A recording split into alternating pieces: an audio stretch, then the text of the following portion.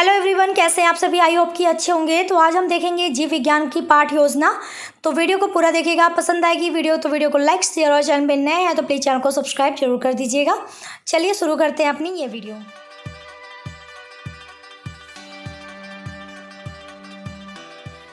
तो यहाँ पे लेसन प्लान में सबसे पहले आप अपने विद्यालय का नाम लिख लीजिएगा, फिर डेट, फिर कक्षा। तो ये लेसन प्लान जो जीव विज्ञान का है ये कक्षा 7 में भी आप बना सकते हैं और कक्षा 8 में है तो कक्षा 8 के लिए भी बना सकते हैं।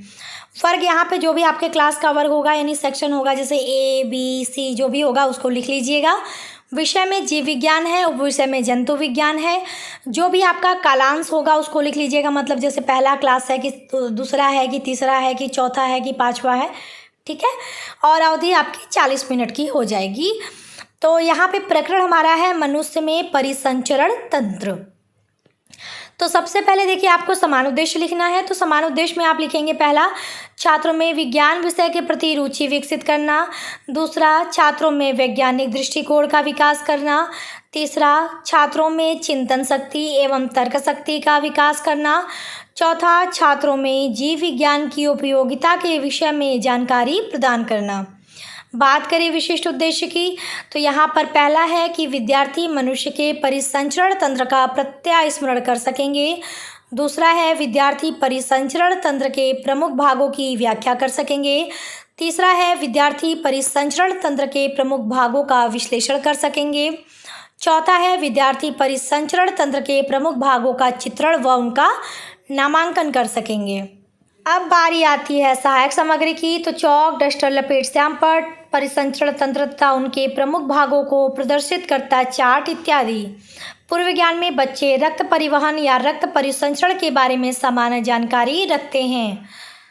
अब बात करते हैं पाठ प्रस्तावना प्रश्न की। तो यहाँ पे आप देख सकते हैं कुल 3 भाग ऐसे करने हैं। पहले भाग में लिखेंगे क्रम संख्या, दूसरे में छात्राध्यापक क्रिया और तीसरे में विद्यार्थी अनुक्रिया। तो यहाँ पे ध्यान दीजिएगा कि जहाँ पर इन्होंने लिखने में मिस्टेक की है उसको सही कर लीजिएगा। जैसे शब्द में मिस्टेक इन्होंने किया है अनुक्रिया में, क्र पर जो है यानी जो क है उस पर छोटी की मात्रा रहेगा, न कि बड़ी की मात्रा। तो ये आप लोग चीज़ें सही कर लीजिएगा जहाँ पर भी इन्होंने गलती की होगी। पहला यहाँ पर प्रश्न जो है, हम सजीवों में कौन कौन सी जैविक क्रियाएं होती हैं। तो बच्चे बताएंगे श्वसन, उत्सर्जन, जनन इत्यादि। दूसरा, श्वसन की क्रिया में हम सब कौन सी गैस ग्रहण करते हैं। बच्चे बताएंगे ऑक्सीजन गैस। तीसरा, ऑक्सीजन का परिवहन संपूर्ण शरीर में किसके द्वारा होता है। बच्चे बताएंगे रक्त के द्वारा। चौथा, रक्त का समस्त शरीर में परिभ्रमण क्या कहलाता है। तो बच्चे बताएंगे रक्त परिवहन या रक्त परिसंचरण। पांचवा है मानव में परिसंचरण तंत्र के बारे में विस्तार से बताइए। तो बच्चों को नहीं पता तो मौन, और यही हमारा हो जाएगा समस्यात्मक प्रश्न। आगे यहाँ पे है उद्देश्य कथन। तो बच्चों आज हम लोग मनुष्य में परिसंचरण तंत्र के बारे में विस्तार पूर्वक अध्ययन करेंगे। अब बारी आती है आपके पाठ प्रस्तुतिकरण की। तो यहाँ पर ध्यान दीजिएगा कि आपको कुल भाग यहाँ पे टोटल 6 भाग करने होते हैं। पहले भाग में लिखेंगे क्रम संख्या, दूसरे में शिक्षण बिंदु, तीसरे में छात्राध्यापक क्रिया, चौथे में विद्यार्थी अनुक्रिया, 5वें में शिक्षण विधियाँ और छठे में आप लिखेंगे श्यामपट्ट कार्य। अब यहाँ पे हम एक एक करके चलेंगे प्रत्येक शिक्षण बिंदु पे और सारी चीज़ों को देखेंगे। तो पहला जो हमारा शिक्षण बिंदु है वो है परिसंचरण तंत्र। तो इसमें विकासात्मक प्रश्न है, स्पष्टीकरण आपको बताना है। तो पहले हम चलिए विकासात्मक प्रश्न और स्पष्टीकरण को एक साथ देख लेते हैं, फिर हम विद्यार्थी अनुक्रिया को देखेंगे। मतलब पहले छात्राध्यापक क्रिया पूरा देख लेते हैं, फिर विद्यार्थी क्रिया की तरफ चलेंगे। तो यहाँ पर है विकासात्मक प्रश्न में 2 प्रश्न कि रक्त का समस्त शरीर में परिभ्रमण क्या कहलाता है। दूसरा है परिसंचरण तंत्र से आपका क्या तात्पर्य है। स्पष्टीकरण भी देखते चलते हैं कि सभी छोटे बड़े जंतुओं के शरीर के भीतर ऑक्सीजन, भोजन, हार्मोन्स आदि पदार्थों को आवश्यकता अनुसार उपयुक्त अंगों में पहुंचाने के लिए एक सुविकसित परिसंचारी तंत्र होता है जिसे परिसंचरण तंत्र कहते हैं। मनुष्य में इस परिसंचरण तंत्र के 3 प्रमुख अंग हैं। पहला हृदय, दूसरा रक्तवाहिनियाँ, तीसरा रक्त या रुधिर। तो ये आपने देख लिया विकासात्मक प्रश्न और स्पष्टीकरण आपके पहले शिक्षण बिंदु का। चलिए विद्यार्थी अनुक्रिया भी इसका दिखा देते हैं।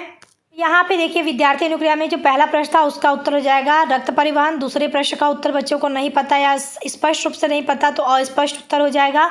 विधि में प्रश्नोत्तर विधि और स्पष्टीकरण के सामने आप लिखेंगे, यानी जो स्पष्टीकरण में व्याख्या आपने बताई है उस टॉपिक के बारे में यानी शिक्षण बिंदु के बारे में, तो विद्यार्थी अनुक्रिया में आप लिखेंगे कि विद्यार्थी ध्यानपूर्वक देखेंगे, सुनेंगे व लिखेंगे। विधि में व्याख्यान विधि और श्यामपट्ट विधि। ठीक है, आप चलिए सेकेंड शिक्षण बिंदु की तरफ चलते हैं। सेकेंड शिक्षण बिंदु हमारा है हृदय। तो इसमें भी विकासात्मक प्रश्न है और स्पष्टीकरण है, तो चलिए देखते चलते हैं। तो पहला विकासात्मक प्रश्न है परिसंचरण तंत्र के 3 प्रमुख अंग कौन कौन हैं। दूसरा है हृदय का परिसंचरण तंत्र में कार्य बताओ। स्पष्टीकरण देखते चलते हैं, फिर आपको विद्यार्थी अनुक्रिया पे ले चलेंगे। तो मानव हृदय लाल रंग का तिकोना, खोखला एवं मांसल अंग होता है जो पेशी ऊतकों का बना होता है। यह एक आवरण द्वारा घिरा रहता है जिसे हृदयावरण कहते हैं। इसमें पेरिकार्डियल द्रव भरा रहता है जो हृदय की बाह्य आघातों से रक्षा करता है। हृदय में मुख्य रूप से 4 प्रकोष्ठ होते हैं जिन्हें लंबवत रूप से 2 भागों में बांटा जा सकता है। दाहिने भाग में बायां आलिंद एवं बायां निलय, बाएं भाग में दायां आलिंद एवं दायां निलय। और हृदय का कार्य में हम देखेंगे इसका कार्य शरीर के विभिन्न भागों को रक्त पंप करना है।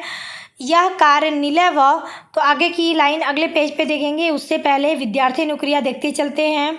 तो यहाँ पे जो आपका प्रश्न था, दोनों विकासात्मक प्रश्न जो इस शिक्षण बिंदु के थे, तो पहले का उत्तर आप लिखेंगे हृदय, रुधिर और रुधिर वाहिनियाँ। दूसरे का नहीं पता तो मौन। विधि में प्रश्नोत्तर विधि।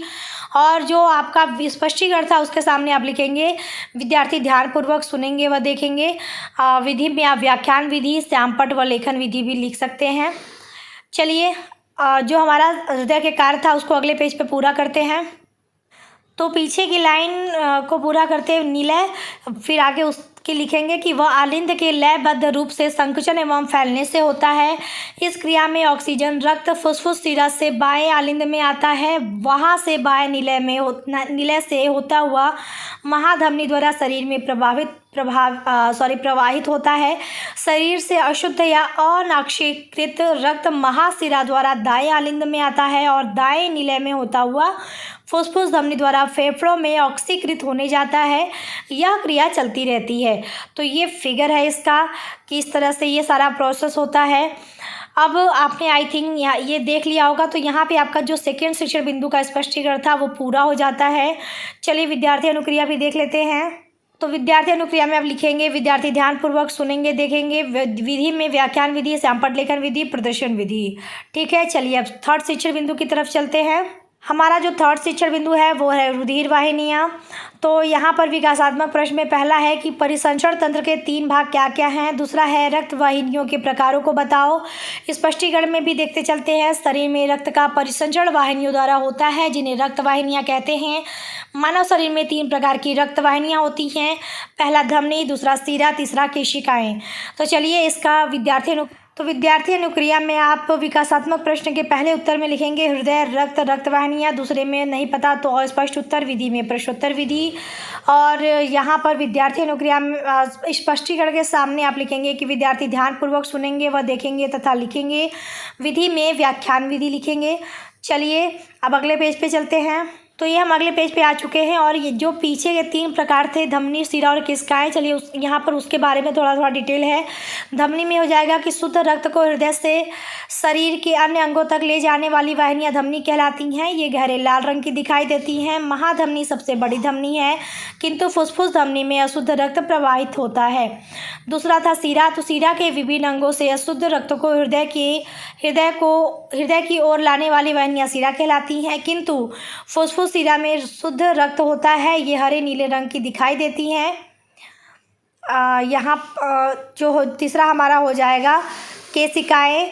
तो ये पतली रुधिर वाहिनियाँ होती हैं, इसमें रक्त बहुत धीमे बहता है। तो ये तीनों के जो बारे में थोड़ा डिटेल हो गया। अब चलिए यहाँ पर आगे बढ़ते हैं। विद्यार्थी अनुक्रिया में आप लिखेंगे कि विद्यार्थी ध्यानपूर्वक सुनेंगे, देखेंगे व लिखेंगे। और विधि में व्याख्यान विधि और श्यामपट्ट विधि और प्रदर्शन विधि। फिर बोधात्मक प्रश्न की बारी आती है। तो पहला हो जाएगा मनुष्य के परिसंचरण तंत्र से क्या तात्पर्य है। दूसरा धमनी के बारे में बताइए। मूल्यांकन प्रश्न में कि हृदय का कार्य बताइए। दूसरा शिरा के बारे में बताइए। बारी आती है निरीक्षण कार्य की। तो बच्चे जब सैंपल कार्य कर रहे होंगे तब छात्राध्यापिका उनके कार्यों का निरीक्षण करेगी। गृह कार्य में यहाँ पे 2 प्रश्न है। पहला, परिसंचरण तंत्र के भागों को विस्तारित कीजिए। दूसरा, परिसंचरण तंत्र के 3 प्रमुख अंग बताइए। तो ये आपका हो गया पूरा कंप्लीट लेसन प्लान। सैंपल कार्य बचा है, चलिए उसको दिखा देते हैं आपको। तो कुछ इस तरह से आप अपना सैंपल कार्य कर लीजिएगा। ये मैंने जो है एक पेज पे ही बनाया है, लेकिन आप इसको ब्लैक चार्ट पेपर पे बनाइएगा। तो कुछ इस तरह से आप फिगर के माध्यम से दिखा सकते हैं, जिसपे हार्ट का शेप आप बता सकते हैं। क्योंकि रक्त कणिकाओं के बारे में अगर आप चाहें तो शिक्षा बिंदु के अंतर्गत एक टॉपिक रक्त कणिकाओं का लिख सकते हैं। मैंने नहीं लिखा क्योंकि ऑलरेडी हमारे 3 हो चुके थे, 3 शिक्षण बिंदु। और रक्त वाली एक अलग से वीडियो भी है, मतलब एक अलग से लेसन प्लान रक्त कणिकाओं के ऊपर भी है, तो आप वहाँ से सारी चीज़ें देख सकते हैं। तो कुछ इस तरह से आप ये अपना सैंपल कार्य कंप्लीट कर लीजिएगा। आई होप आपका सारा डाउट क्लियर हो गया हो किस तरह से आपको ये लेसन प्लान बनाना है। तो चलिए मिलते हैं नेक्स्ट वीडियो में, तब तक के लिए टेक केयर, बाय बाय, जय हिंद।